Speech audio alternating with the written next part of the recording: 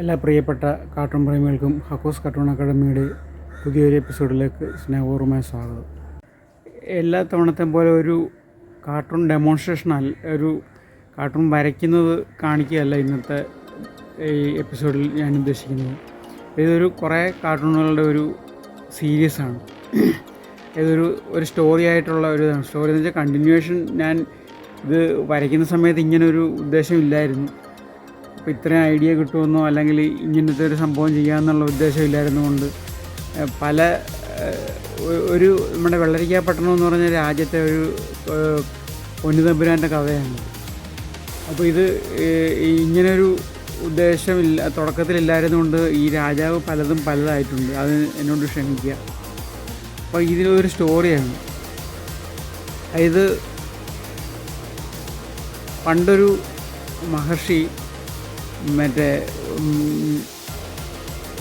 കടലിലേക്കൊരു വെള്ളരിക്ക എടുത്തെറിഞ്ഞപ്പോഴാണ് ഈ രാജ്യം ഉണ്ടാകുന്നത്. അങ്ങനെയാണ് ഈ രാജ്യത്തിന് വെള്ളരിക്കാപട്ടണം എന്ന് പേര് കിട്ടിയത്. അപ്പോൾ ഈ കഥയിലെ രാജാവും ഈ സംഭവങ്ങളും നമ്മുടെ ഇപ്പോഴത്തെ നടക്കുന്ന സംഭവങ്ങളുമായിട്ട് യാതൊരു ബന്ധവുമില്ല. ഈ അഥവാ അങ്ങനെ സാദൃശ്യം തോന്നിയാൽ അത് കേവലം യാദൃച്ഛികം മാത്രമാണ്. നമ്മളത് അങ്ങനൊന്നും ഉദ്ദേശിക്കുന്നില്ല എന്ന് മുൻകൂട്ടി പറഞ്ഞുകൊണ്ടാണ് നമ്മളിത് ചെയ്യുന്നത്. ഈ വെള്ളരിക്കാപട്ടണത്തിലെ രാജാവിൻ്റെ ശിങ്കിടികളും തോന്നിയോടെയാണ് ഭരണം. അതായത് നമ്മൾ പണ്ടൊരു സിനിമാ പാട്ട് കേട്ടിട്ടുണ്ടല്ലോ, കനകസിംഹാസനത്തിൽ കയറിയിരിക്കുന്നവൻ ശുംഭനോ വെറും ശുനവനോ എന്നുള്ളത്. അതേ കണക്കത്തെ പ്രവർത്തികളാണ് ഈ ശുംഭത്തരങ്ങളും ശുനകത്തരങ്ങളും ഒക്കെയാണ് ഈ വെള്ളരിക്കാപട്ടണത്തിലെ പൊന്നുതമ്പുരാൻ രാജ്യത്ത് കാണിച്ചു കൂട്ടിക്കൊണ്ടിരിക്കുന്നത്. അപ്പം പൊതിയനത്തെ കഴുതുകളാക്കുന്ന മധുവാന ചക്രവർത്തിമാരാണ് ഇവർ. ഒരാളല്ല, പലരുമുണ്ട്. ഉദ്യോഗസ്ഥ പ്രഭുക്കന്മാരുണ്ട്, തിരഞ്ഞെടുക്കപ്പെട്ട ഭരണസാരഥികളുണ്ട്. അപ്പോൾ ഇവരെല്ലാവരെയും നമുക്കൊന്ന് ഈ വെള്ളരിക്കാപട്ടണത്തിലെ രാജാവിൻ്റെ അകത്തൂടെ കണ്ടുവരാം. എല്ലാ മാന്യപ്രേക്ഷകർക്കും ഒരിക്കൽ കൂടി ഈ വീഡിയോയിലേക്ക് സ്നേഹപൂർവ്വമായ സ്വാഗതം. എല്ലാവരുടെയും അകമഴിഞ്ഞ സഹായ സഹകരണങ്ങൾ പ്രതീക്ഷിച്ചുകൊണ്ട് നമുക്ക് ഈ വീഡിയോയിലേക്ക് കാണാം. ഒന്നാമത്തെ കാർട്ടൂണാണ് ഇത്. വെള്ളരിക്കാപട്ടണം പുതിയൊരു റെക്കോർഡ് സ്ഥാപിച്ചിരിക്കുകയാണ്. സാമന്ത രാജ്യങ്ങളിൽ ഏറ്റവും കൂടുതൽ അഴിമതി നടത്തിയിരിക്കുന്ന രാജ്യം വെള്ളരിക്കാപട്ടണമാണ്.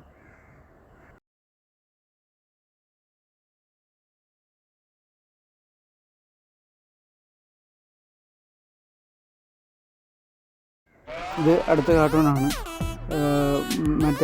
മന്ത്രി വന്നിട്ട് ആലിന്തെ കാണിച്ചിട്ട് പറയുകയാണ്, ഒന്ന് കുനിഞ്ഞു നിൽക്കണം, ഇതൊന്ന് ഇത് നടാനായിട്ടുള്ള സൗകര്യം ഉണ്ടാക്കണമെന്ന്.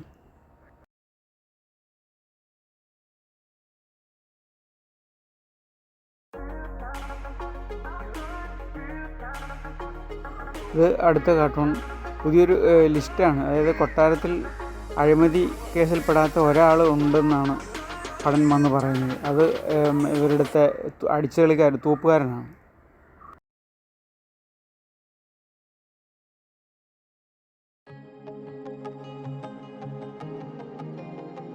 ഇത് കൊട്ടാരത്തിലെ ആസ്ഥാന കള്ളൻ ചോദിക്കുകയാണ്, കൊട്ടാരത്തിലെ ആസ്ഥാന കള്ളനായി എനിക്കെതിരെ അന്വേഷണം നടത്താൻ നിനക്കെങ്ങനെ ധൈര്യം വന്നെന്ന് പടനോട് ചോദിക്കുകയാണ്.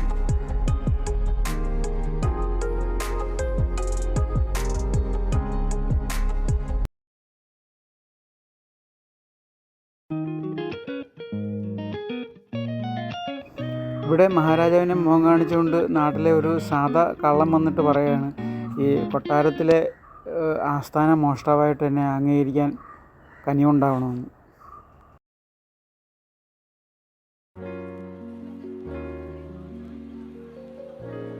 രണ്ട് കള്ളന്മാരുടെ ഒരു സംഭാഷണമാണ്. അവർ പറയുകയാണ്, ഈ പണിയൊക്കെ നിർത്തിയിട്ട് കൊട്ടാരത്തിലെ വല്ല ഔദ്യോഗിക മോഷ്ടാവായിട്ട് വല്ലതും കയറി പറ്റാൻ നോക്കണം എന്നാണ് മോഷ്ടാക്കൾ പറയുന്നത്.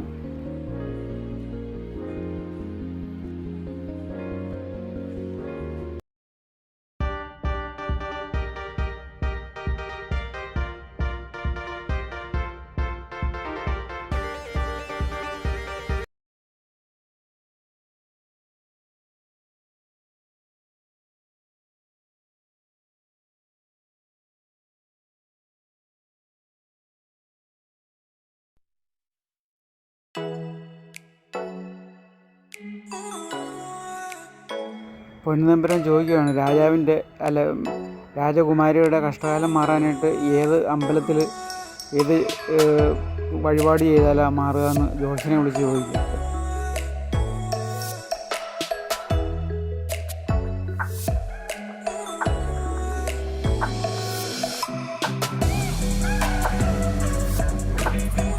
മറ്റേ ഭരണഘടന പറയുന്നുണ്ടല്ലോ, 1000 നിരപരാധികൾ 1000 കുറ്റവാളികൾ രക്ഷപ്പെട്ടാലും എന്ന്.